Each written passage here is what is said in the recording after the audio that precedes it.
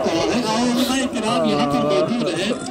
جناب حر کی بیٹی صبح عاشور جناب حر کی بیٹی اپنے خیمے سے باہر نکلتی ہے اور عزاداروں وہ حر کی بیٹی چلتے چلتے چند خیموں تک پہنچی جہاں پر حر کی بیٹی نے دیکھا کہ خیموں کے در پر چھوٹے چھوٹے بچے اپنے ہاتھوں میں خالی کوزہ لیے ہوئے الاتش کی صدائیں بلند کر رہے ہیں۔ حر کی بیٹی کہتی جب میں خیمہ حسینی کے قریب پہنچی تو مجھے ایک بچی نظر آئی۔ اس بچی نے مجھے قریب بلایا مجھ سے کہا اے حر کی بیٹی کیا تو جانتی ہے کہ یہ جو ہمارے چھوٹے چھوٹے بچے یہاں پر پیاسے ہیں اس کا ذمہ دار کون ہے؟ عزاداروں جناب حر کی بیٹی کہتی نہیں مجھے نہیں پتا۔ ایک چھوٹی سی بچی نے کہا کہ اے حر کی بیٹی اس کا ذمہ دار تیرا بابا ہے، اس کا ذمہ دار کوئی اور نہیں تیرا بابا ہے۔ تیرا بابا ہمارے لشکر کو گھیر کر سرزمین کربلا پہ آیا تھا۔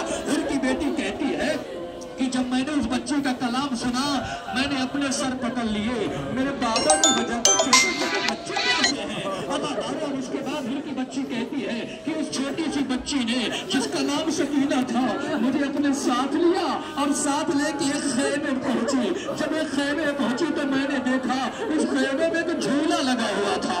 وہ بچی مجھے جھولے کے پاس لے کے گئی تو اس جھولے میں ایک چھوٹا سا بچہ لیٹا ہوا تھا۔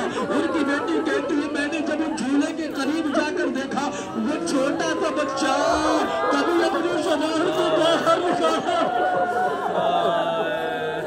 کبھی اپنی زبان کو باہر نکالتا تھا، اپنی زبان کو ہونٹوں پر پھیرتا تھا۔ خدا جانے وہ بچہ کتنا پیاسا تھا۔ آئیے عزاداروں جس مقام پر آپ آئے ہیں یہ مقام جہاں پر علی اصغر کے گلے پر تیر لگا تھا وہ بچہ کتنا پیاسا تھا۔ حسین اس بچے کو میدان کربلا میں لے کے آئے۔ ایک جملہ کا مسائل آپ بار بار سنتے ہیں نا، ایک جملہ کہا ہے نہیں نا، اگر تمہاری نگاہوں میں میں خطا نہ ہوں تو چھوٹے سے بچے کو کیا خطا ہے؟ اسے تو تھوڑا سا پانی دے دو۔ عزاداروں حسین نے سوال آب کیا۔ اب اس کے بعد حسین کو جب پانی نہ ملا حسین نے بچے کو زمین کربلا پر لٹایا۔ اے لعینو اگر تمہیں لگتا ہے کہ اس بچے کے بہانے حسین پانی پیے گا تو وہ میں نے زمین کربلا پہ لٹا دیا، اسے ایک قطرہ پانی پلا دو۔ لیکن عزاداروں جب کسی نے پانی نہ پلایا اب اس کے بعد حسین نے جملہ کہا میرے لال تم بھی تو حجت خدا کے فرزند ہو، اپنی حجت کو انسانیوں پہ تمام کرو۔ علی اصغر نے اپنی ننھی ننھی زبان اپنے ہونٹوں پر پھیرنا شروع کیا۔ عزاداروں لشکر یزید میں بھی طلاق آنے والا تھا لیکن اسی لمحہ عمر ابن سعد نے آواز دی اے لا الہ حرملہ اقتتل عمل حسین۔ اے حرملہ تو کہا ہے حسین کے کلام کو منقطع کر دے۔ اب عزاداروں جو میں نے تاریخ میں پڑھا ہے حرملہ نے اب علی اصغر کے گلے پہ چلانے کے لیے ایک تیر نکالا۔ کون سا تیر ہے معلوم ہے؟ تاریخ میں اس تیر کو تیر شاشوبہ کہا جاتا ہے۔ میں نے جب اس تیر کی ہسٹوری پڑھی تو اس میں ملا یہ تیر شاشوبہ وہ تیر تھا کہ جو عربوں نے قسم کھا رکھی تھی کہ کسی جنگ میں اس کا استعمال نہیں کیا جائے گا، کیونکہ اس تیر کو چلانے کے لیے پہلے اپنے دونوں گھٹنوں کو زمین پر ٹیکنا پڑتا تھا اور اس تیر کا اثر ایسا ہوتا تھا کہ اگر یہ ساتھ چادریں لوہے کی ہو تو یہ تیر شاشوبہ ان ساتوں چادروں کو پار کر جایا کرتا تھا، کبھی کسی انسان پہ نہیں چلایا جاتا تھا۔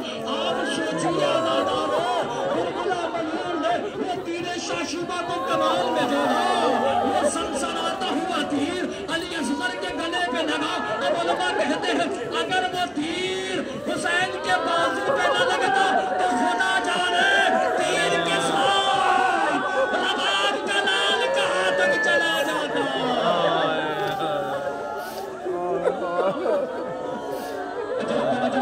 بس ایک مسائل کا اور آخری جملہ، علی اصغر کے گلے پر وہ تیر لگا۔ عزاداروں حسین کے بازو میں پہلے سے ہوا، مجھے نہیں معلوم حسین مظلوم نے کیسے وہ تیر کو نکالا۔ اب اس کے بعد عزاداروں اپنے ہاتھوں میں علی اصغر کا خون لیا، کبھی زمین کی طرف پھینکنا چاہتے ہیں کبھی آسمان کی طرف پھینکنا چاہتے ہیں، لیکن جب زمین و آسمان سے انکار ہو گیا حسین نے ایک جملہ کہتے ہوئے وہ خون کو اپنے چہرے پر